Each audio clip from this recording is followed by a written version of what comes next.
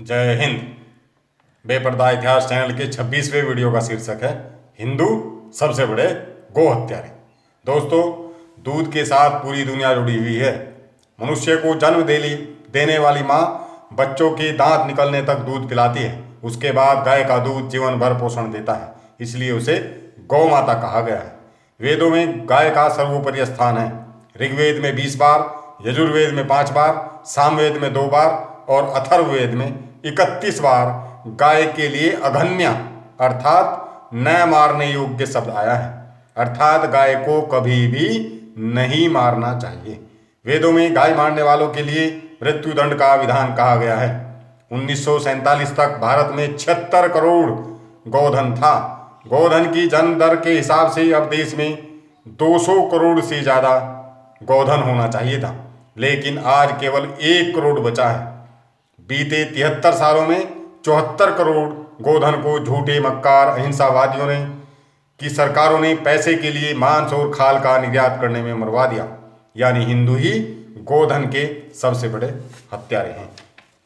लाला लाजपत राय, मदन मोहन मालवीय और NC केलकर ने कहा था कि नेहरू परिवार गोमांस खाता है।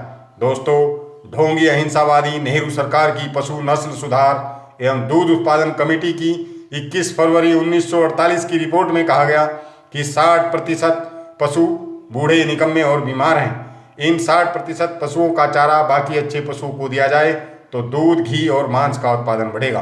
धार्मिक भावनाओं के कारण लोग बड़ी संख्या में इन्हें मारने और मांस खाने का विरोध करते हैं, तो क्यों ना लोगों की भोजन की आदतों और धार्मिक भावनाओं में क्रांति करके पालतू पशुओं को भोजन के रूप में प्रयोग किया जाए और दूसरे देशों को भेजा जाए। दोस्तों, इसी वजह से नेहरू सरकार ने पशुओं की चर्बी से बने वनस्पति घी का प्रचार किया। नेहरू ने 10 जून 1952 को लोकसभा में कहा था कि वनस्पति घी सेहत के लिए फायदेमंद है और दुनिया के 75% लोग वनस्पति घी या ऐसी दूसरी चीज़ों का उपयोग करते हैं। इस तरह नेहरू सरकार ने देश में गोधन की हत्या के लिए बड़ी संख्या में बूचड़खाने लगवाए, जिनसे गोमांस तथा खाले विदेशों को भारी मात्रा में निर्यात होने लगी। उसी का नतीजा है कि आज भारत मांस और खाल निर्यात में पहले नंबर पर है। भारत 50 से अधिक देशों को खरबों रुपयों का लाखों टन मांस हर साल निर्यात करता है। भारत में रोजाना 1000 से ज़्यादा पशुओं को काटने वाले एशिया में सबसे बड़े और आधुनिक बूचड़खानों के मालिक हिंदू हैं। जितना गोवध मुस्लिम और अंग्रेजी राज में नहीं हुआ, इससे कई गुना ज़्यादा हम हिंदुओं ने किया है। नेहरू गोमांस खाता था और उसके आचार विचार रहन सहन सब अंग्रेजों वाले थे।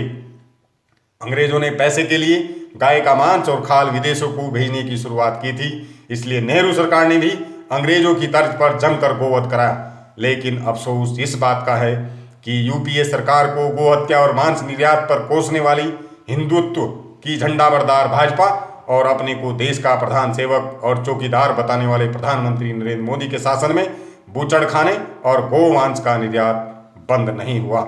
जय हिंद।